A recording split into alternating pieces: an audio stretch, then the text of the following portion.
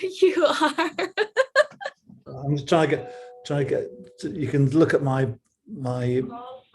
See what you think to the background. I'm trying Oh, to I get love it. this. I see Megan's beautiful face back there. I see Wallace. I see Diana. Oh, you can see. Oh, great! There you are. Good. That's what. And there's the dog. Got the waving queen. I'm obsessed. I have the queen right here and Diana. Oh, And you've then, got Diana. yeah, but how cute and small is she? Had I known she was so small, I wouldn't have paid the ungodly amount of money I did for her. How much was that? Oh, wait, what? How much? Yeah, I don't want to talk about it. a fortune. I did this. I did the same once. I bought a friend of mine who collects Toby jugs, a Toby jug, and it came back about that size. I thought it was going to be like that. Anyway. Exactly. But, it made me happy for the moment. So, well, yeah, forget about the cost. I mean, you can't beat this one. This is the one that you're going to have to emulate. Oh my goodness, I love that. So have you seen the musical? Do you like it? Yeah, it was good. I hate musicals, but I thought this was really good. Oh wow, then the guy who plays me he is shorter. Is a guy called Nathan Lucrecio. He is shorter than me, balding, but he's a brilliant singer and dancer. And he played Aladdin on Broadway. Oh, wow. Now, see, that only kind of offends me because I heard that you began your career as a Royals correspondent because you were so tall that you could see over all of the crowds. That's right. So, I mean, the casting, that's a little iffy if, we're going for authentic here. Well, yeah. I mean, like I always make the joke when they're casting me for, for the 5th episode of The Crown, which they'll be doing the book. And they say, who would you like to play you? And I said, well, I'm 6'4", so how about Danny DeVito? No, please, God, no. That would be a great debate, though. Who could play you in The Crown? I love that. I'm at least going to. Well, Colin Firth would be a good one. Absolutely. But he's now too old to play me. I mean, and I'm too old to play me in The Crown. Yeah, you've got to have somebody, basically, this is it. This is what you need. All you need is this: somebody wearing glasses. Right, but he's got to be. I also saw someone say, and I don't know if this is true or not. And I didn't know if it was okay to ask you about this, but I saw somebody say in a documentary that Diana was a little bit flirtatious with you, that she thought you were cute. And like she would like fix your tie or something and you'd blush. Is that true? Or is that just jealousy from other journalists talking? Well, I would say there was kind of, I mean, looking back, I suppose there was a little bit of mild flirtation. I mean, when you fix a guy's tie, it's always a little bit of a moment. Just almost like Margaret and Peter Townsend when she just like brushed exactly, yeah. But as I've said a million times, I never met her during the process of writing the book, which is the extraordinary thing. The days when there used to be press conferences and press cocktail parties, she used to be quite fun. She was fun. Oh, that I have to say is what people always forget about Diana. She was a lot of fun. She had a great sense of humor. She always saw the funny side of things. She was never miserable for too long. Well, I was going to save this question till the end, but do you miss Diana? I mean, this is the perfect opportunity to ask you, do you miss her? Yeah, I mean, I do. And not for any specific personal reasons, but I really do feel that towards the end of her life, not that she knew it was the end of her life, she was really seeing light at the end of the tunnel. She'd found herself a charity, the Red Cross, that was international, that took on difficult issues that she would like to do. She'd enjoyed a summer fling with Dodi Fayed, but she was on the way up, and that was the thing. And what was brilliant were those pictures of her taken by Mario Testino. They forever encapsulate her, just like the last photo session of Marilyn Monroe. Yeah, kind of captured something quite spiritual in her. And Diana looked great. I mean, and she did respond to pictures. And you can map her life through pictures. And that last photo session was quite extraordinary. Absolutely. Okay, I'm so excited about this book, Elizabeth and Margaret. It is. I hope I said to Matthew, I hope the Queen gets this book in her hands, because it is such but it's such a sweet story of Elizabeth and Margaret, and it's so enchanting. Like I don't know if I've ever seen it written. First of all, you were so kind to Margaret. It's the most likable I've ever read Margaret. But I'm wondering, is there ever a clear expectation of despair? And if not, does it make sense to figure that out for them psychologically? Because it felt like she was lost. That's such a good question. Such a good question. I mean, as Margaret said herself, she was number 2 in line behind the Queen. For goodness sake, the previous 2 monarchs were number 2s in line, and George V and obviously George VI. They were living in wartime when neighbours, friends, colleagues were dying in doodlebug attacks, in bomb attacks, where the King and Queen often felt that they were reaching the end of the road and they could be dead at any minute. So it was absurd, in a way, not to educate Margaret in the ins and outs of statecraft. So they didn't do that. They did the traditional thing, which was pour all the energy into the heir presumptive, into Elizabeth, and left Margaret to get on with it. And it's tough. I've come to realize over the last few months, watching Meghan, watching Kate, just how tough it is. I mean, let's just look at Catherine for a minute. She struggled, I think, in the early days, because it's that intense focus on what you're wearing, what you're saying, what you're doing, was probably overwhelming. She would probably never admit this, but she looks to me like a woman who is very much in command of herself, of her position, of her side of the marriage, but it's taken her a long time. Look what happened to Meghan Markle. Let's just forget all the controversy about mental health and so on. She just couldn't hack it. That's the top and bottom. And she didn't anticipate that it was difficult. It was like trying to climb Everest without ropes and without boots. And it was like trying to climb Everest in flip-flops. I'm going to remember that one. Make sure they're expensive flip-flops. Yeah.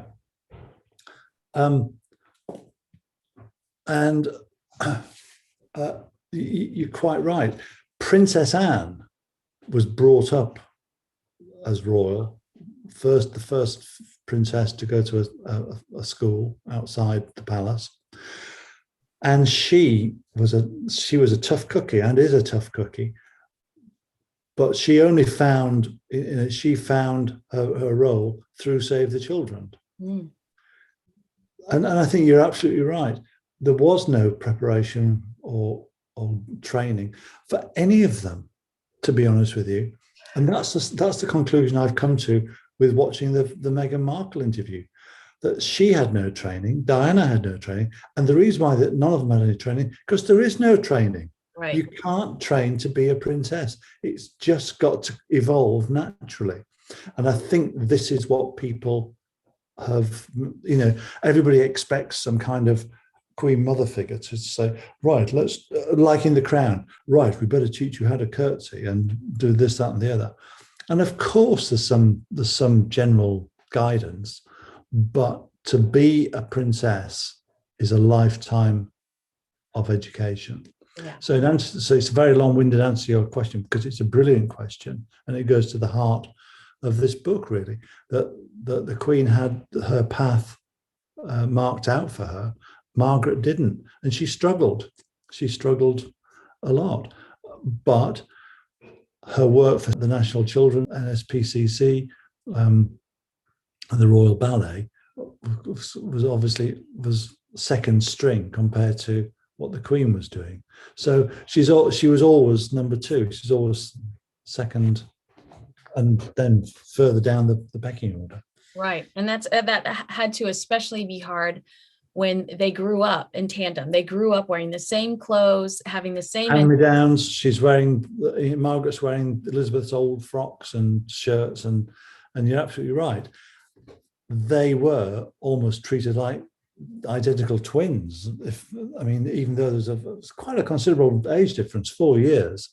And as their childhood friend, Alethea Fitzalan Howard said, they were making Elizabeth seem younger than Margaret. One of the reasons for doing the book in the first place was that there's been queens with sisters, but the sisters have been very remote. This is a unique period of history where the Queen and her sister was together for so long, and grew up literally side by side, and even more so with the war. They were, constant companions, and they had almost like a telepathic understanding of one another.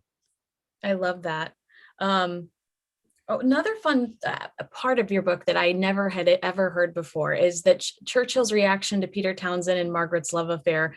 It's the first time I've heard him described as romantic, which made me I just thought that was so perfect.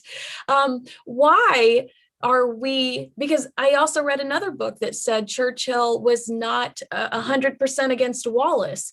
Why has history almost been repainted to where Churchill was this big bully figure that, got in between people's love affairs when, realistically history says that he is the softie. He was this guy that didn't really necessarily see a problem with it. Well, he wasn't. Let's just deal with Wallace for a start off. He didn't object to Wallace. What he objected to was the fact that Edward VIII was just throwing away all his cards in the game of poker with Baldwin. And so, as a pragmatic man, he and Beaverbrook and the rest of Edward's supporters felt that he should just remain king, go through with the coronation, introduce Wallace gradually, a bit like, guess who? Camilla Parker Bowles and Prince Charles. She's been gradually inducted into the royal world. So now there's a generation of people who think, what? And she fought with Diana. I wonder why. So there's so time is on your side. Yeah. And so Churchill, as a politician, as a strategist, he said, get the crown on your head, and it will be a very brave prime minister who tells you can't marry the woman you love.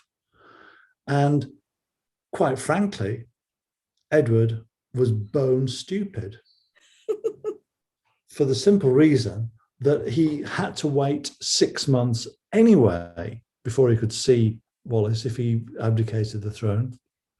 And he did so, and he didn't see her until just before the coronation. If you remember, he bounded up the stairs at Chateau Condé. So Churchill the romantic, Churchill the strategist, Churchill the monarchist, really.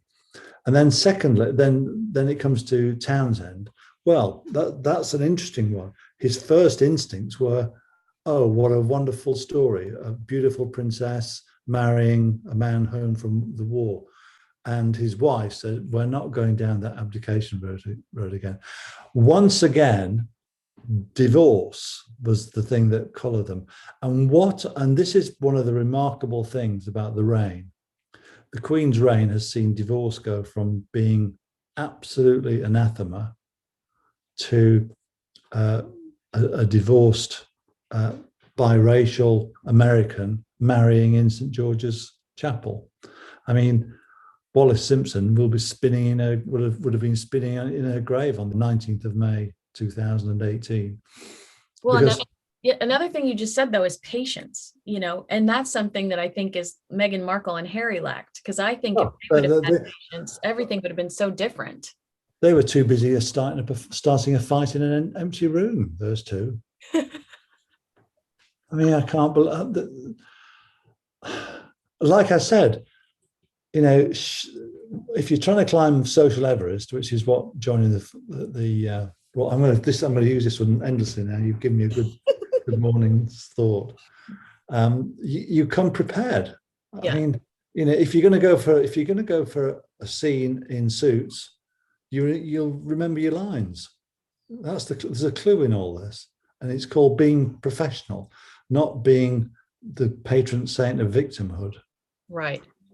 Well, in your book, I felt a lot of things in your book were completely contradictory to the Oprah interview. For instance, I'd read that she cried while watching Diana's funeral. I read that she admired Diana's charity work. And then it felt like she was saying during the interview, I just fell in love with this beautiful ginger. Like, I don't know. And I just thought, I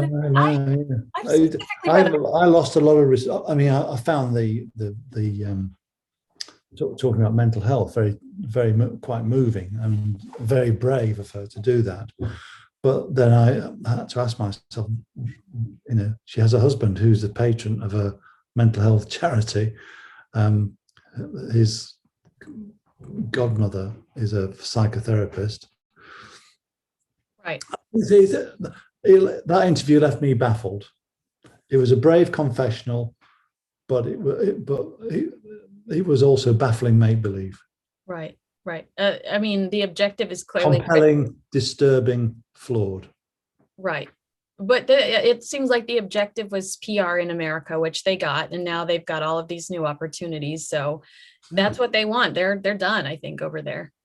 Oh, they're certainly done in Britain. I mean, I think they'd get booed if they came to Britain. Oh my goodness. So we're talking about Churchill. So when it came to Townsend, yeah, his initial instincts were both romantic, but he was quite pragmatic about divorce as well, because his son Randolph was divorced. Half the cabinet were divorced. Eden was divorced. 3 other members of the cabinet were divorced. So it didn't have even the space of 20 years. It didn't have the stigma that it had in the 1930s. And yet, the media and the church got themselves into a sense of high dudgeon over it. That she wanted to marry this man who was 12 years her senior and a divorcee. I do think he would have been great for her though. And I could be wrong. I know that I know that she decided not to do it for spiritual reasons. But looking at kind of the chaos, I'm like, wow, could she have settled down with him? Would she have been the dutiful sister had she settled down with Peter? Well, as I write in the book, what is interesting is that, first of all, the Queen was prepared to have the monarchy stained and attacked for the sake of Margaret's happiness, because there were no penalties. The penalties that Tommy Lascelles had laid out: you give up your civil list, you've got to live in exile, you won't be able to marry for some years, you won't be able to come back to Britain for a while, you've got to give up your title, and you've got to give up your position in the line of succession. Eden said, no, forget all that. You just have to give up your position in the line of succession and marry in a civil ceremony. Well, a civil ceremony she would have had to do anyway, because even now the church is hesitant about allowing divorcees to marry in church. So there was that, and that's what that was the thing, that Margaret didn't ever tell Townsend about this get out of jail free card that they had. Eden came to Balmoral bearing all kinds of gifts, saying, you don't have to give up your position, you don't have to give up your civil list, you don't have to live abroad, you can continue with royal engagements if people want you. Your husband, Captain Peter Townsend, he might even get some money from the civil list, and he might get himself a title. So, what did she have to give up? Well, place in the line of succession. Well, she was already number 4 by that time. So what? And that's what. So what is intriguing is that she obviously wasn't being completely honest with Peter Townsend. So maybe the period that they had to wait until she was 25, because that's when she didn't need the Queen's permission to marry, that was a time when she, maybe she thought she didn't really want to be with him forever. And it's very interesting, there's that whole story that Eddie Fisher's daughter tells about Eddie Fisher, the singer, having an affair with Margaret around the same time that she's still wooing Townsend from afar. Who knows? I mean, she was a lady of appetites, shall we say. You paint such an enchanting picture of Elizabeth and Margaret's their childhood. Us four, which I loved. We four. Why is the Windsor Mountbatten household so polar opposite? Prince Philip is, in a way, is a robust character who was basically, he brought himself up. I mean, his father, Prince Andrew, went to the south of France with his mistress. His mother, Princess Andrew, was in a home for several years. He was farmed out to various relatives, and he had to make it or break it. So in a way, the House of Windsor Mountbatten it's back to what I was saying before. It's a tough school. And Charles found it difficult to hack it, and not so much. She had a natural talent on horseback, and she could do, she was good like that. But in a way, the Queen had her motherhood, as it were, torn away from her. She was happy being a Navy wife in Malta, and she was happy, enjoying that life of being out of the public eye. And she and Prince Philip expected that they would not be wouldn't be until their 50s when they became king and queen and consort. And Philip had his career laid out on that assumption, and and people in the Navy have said he could have been First Lord or Fourth Lord or whatever of the Admiralty, and he certainly was on a fast track to do well. And I think it's something of a mistake to say that the Queen was this chilly, distant mother, because when you actually look at the evidence, she tried her best. She was a mother of her times, where she left the kids with the nannies while she went off to Malta. She didn't spend all day, chucking them under the chin. But she did spend time with them and want to spend time with them. And I think that you quite rightly point out that George VI, or the Duke and Duchess of York, as they were very affectionate, hands-on parents. And the Queen, by contrast, was quite hands-off. But that, in part, was lenience on her part. And it's interesting that at times of crisis, the Queen has always been to help the children. So when Margaret was divorcing, she put her arms around Sarah and took her to gymkhanas and took her on holidays. And the same with David Linley. And then also, of course, with that terrible week in Scotland when Diana died, her first thoughts were for William and Harry. And you can see that as a grandmother, but also Queen, so there's a certain distance there, she has spent a long time with William and Harry. And also, just to go back to the 50s and 60s, she specifically wanted to start a second family to enjoy the children more. So everything is not quite black and white. That's the point I'm making. And that one has to revise one's opinion when you just look at the facts. I love it. Well, I don't want to take up I didn't want to take up any more of your time. I will tell you one of my favorite lines in the book is "Disobedience is my joy." Yeah. It's great. I loved how you said the royal family are not supposed to be human. You've kind of touched on that too. But I am such a huge fan. I feel like I've waited all my life to talk to you. So I'm so grateful for your time today. And I love the book, and I hope I get to talk to you again. Okay, Kinsey, lovely to talk to you. Take care. Thank you, Bye-bye. sir. Bye. Bye.